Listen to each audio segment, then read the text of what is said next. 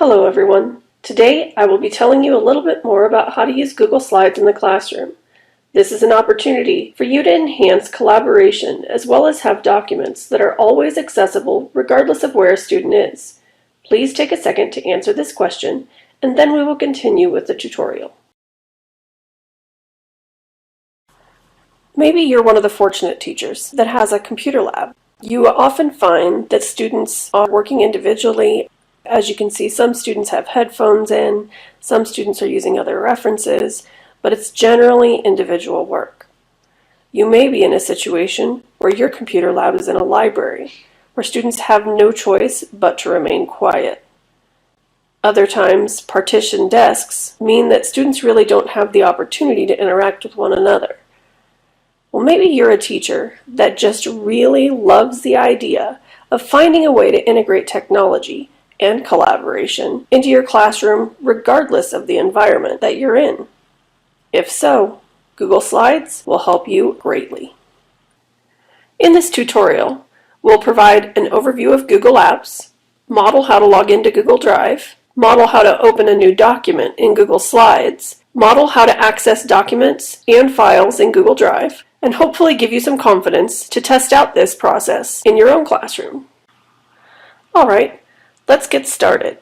Go ahead and click the arrow at the bottom of the screen so we can get started on creating your own Google account.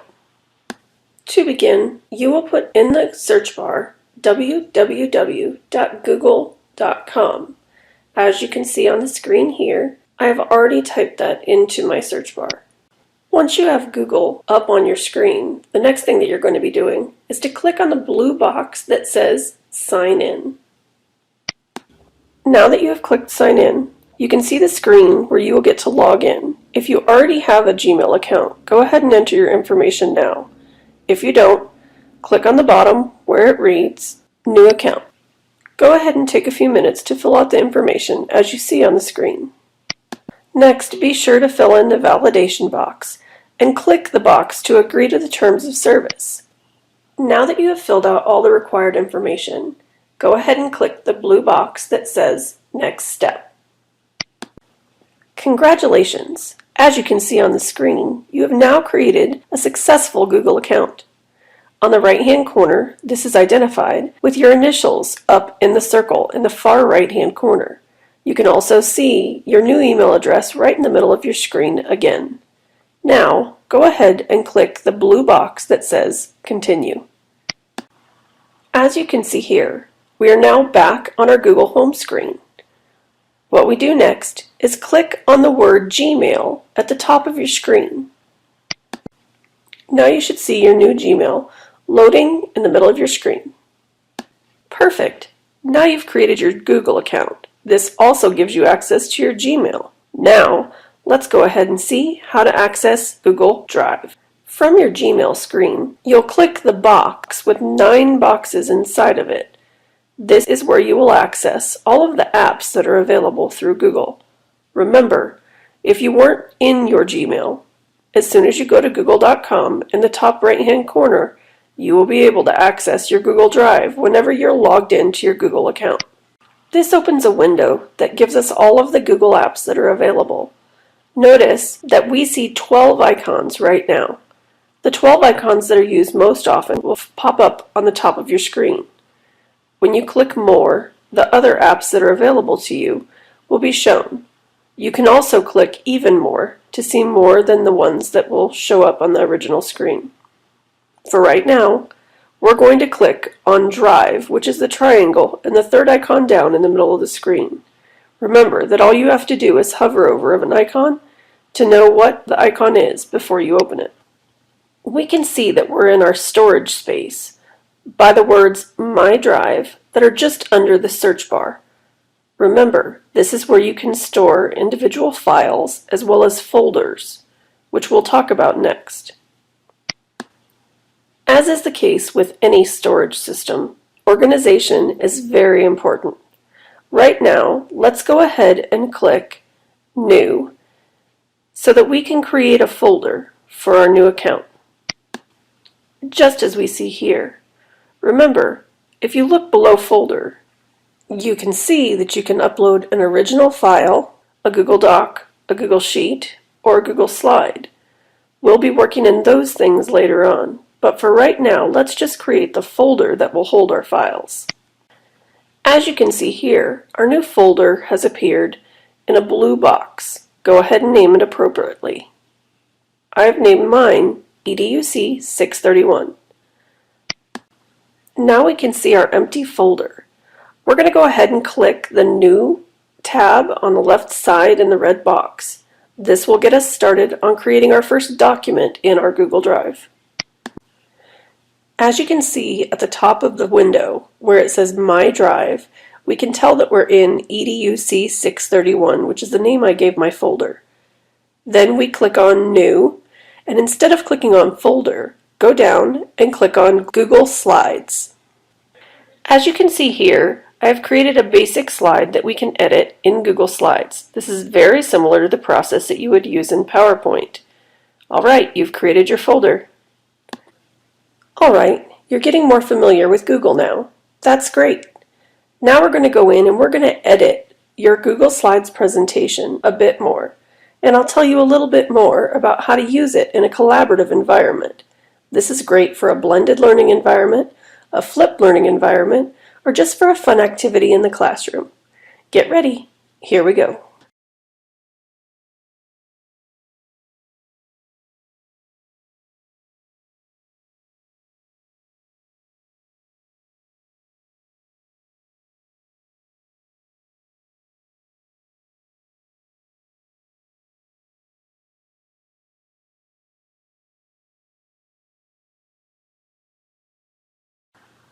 So now you've picked a theme. You have your Google Slides presentation, and you've picked a theme that you think fits the project. As the instructor, you can either give the students free rein to choose the things that they'd like to, or you can create a template that you ask them to follow. Here, we're going to click on the Layout button, and we're going to go ahead and apply a new layout. Now you can see our new layout applied to our theme. There's tons of creativity here. Go ahead and have fun, or allow the students to create a product that they believe is representative of the product that you have asked them to create. Here you can see where we've gone back in and made even another adjustment to the theme to better represent the project that we were working on. Now let's talk about one of the best features in Google Slides, the Share option. Up in the right-hand corner, you can see the blue box that says Share. Often, this is represented by a silhouette of a person with a plus sign next to them in Google applications. If we click Share, we can see that we can share this document in several different aspects with other people. As you can see here, when you click on the Share button in the top right-hand corner of the screen, you come up with the box where you can type in the email addresses of people that you want to share your document with. Remember, this can be done with the folder as well. Right now, we are sharing the file because we have the Your Big Idea file open. This can also link to your Google Contacts. Type in the beginning of a person's name, and you will be able to pull from your contacts.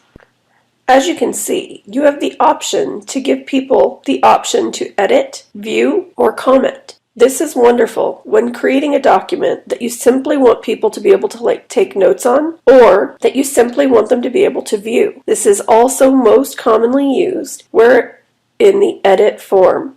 This is where students can work side by side or from completely different locations working on the same document at the same or different times. Before you send the invitation to edit, go ahead and add a note. You can add notes to your group members or instructions if this is the instructor sending the file out. As you can see here, we now have access to the link to share. We simply clicked on the button that said link to share, and here you have where you can copy the URL code, and you can also click on the social media sites to share the link that way. You also can see who has access to the account and how they can access it, or whether they have the ability to edit, leave comments, or simply view. You also can add more people here, And whenever you're done, go ahead and click the Done button. We have now gone over how to create and share your Google Slides presentation. All right, you're doing great. You've already created the file, you've created the folder. Now I'm just going to show you how to go back and access the file in Google Drive.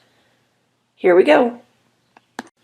Just as we did before, we're going to go ahead and make sure that we're at google.com. If you're already in your Gmail, you're just going to click on those 9 boxes at the top of the page that take you to your Google Apps.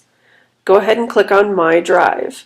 Either way, it's that triangle that you can see in the top left-hand corner under Google.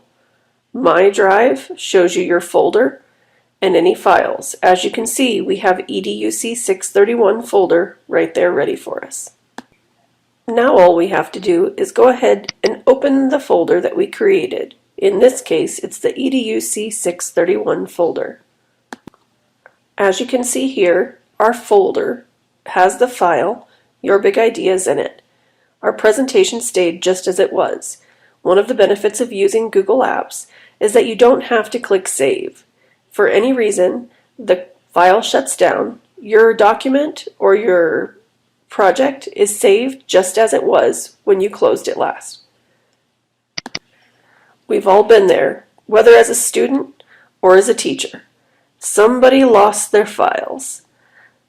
Google Drive and the Google Apps give you reassurance. You don't have to worry about losing your files because it's automatically saved in the Google Cloud. You have shareable files that you can share with your students, with your classmates, and it creates a collaborative environment regardless of where you are. The best part is that these are viewable at any time by those with access to the files. A teacher can watch and log into different projects at the same time without interrupting the flow of the project, and even leave notes if necessary. I hope that you found this training helpful. Please answer the question on the following slide. Thank you for taking the time to view this training module. I've included some resources that can help you to better apply Google applications in your own classroom. I hope that you find them helpful. Now you have the tools that you need to begin using Google Slides to enhance collaborative learning in your own environment. I hope it's as useful to you as it has been to me in my own classrooms.